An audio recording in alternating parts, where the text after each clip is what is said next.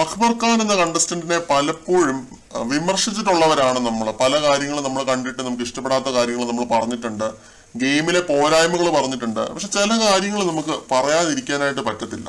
അനുമോള് ഇതിപ്പോ ഒത്തിരി തവണയായിട്ട് അക്ബറിനെ മോശമായ രീതിയിൽ ചിത്രീകരിച്ച് ഓരോ നരേറ്റീവ്സ് പുറത്തേക്ക് വിടുന്നത് പോലെ എനിക്ക് ഫീൽ ചെയ്തിട്ടുണ്ട്. അത് ഓരോ ചെറിയ ചെറിയ കാര്യങ്ങളാണ്, പക്ഷെ അത് വലിയൊരു ഇമ്പാക്റ്റ് ആണ് പ്രേക്ഷകർക്കിടയിൽ ഉണ്ടാക്കുന്നത്.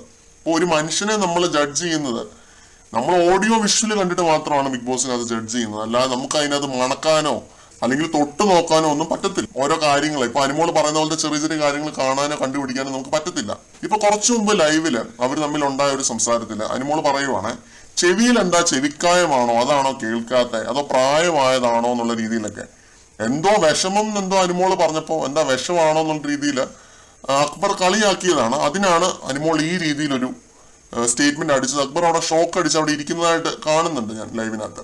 അപ്പൊ കഴിഞ്ഞ ദിവസം ഇതേപോലെ എന്തോ അനുമോള് പറയുന്നത് കേട്ടിരുന്നു, അക്ബർ കുളിക്കാറില്ലെന്നോ അതാണ് അക്ബറിന്റെ അടുത്ത് ഇരിക്കാത്തതെന്നോ അങ്ങനെ എന്തോ.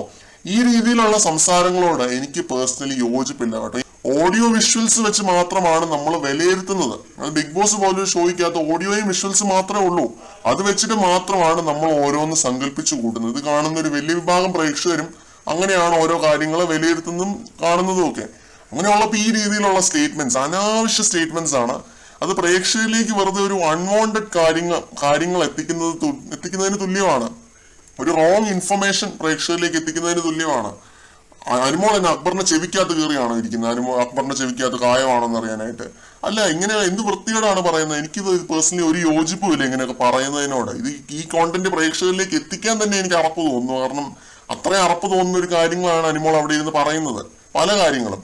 കൂടുതൽ അപ്ഡേറ്റ്സുമായിട്ട് വീണ്ടും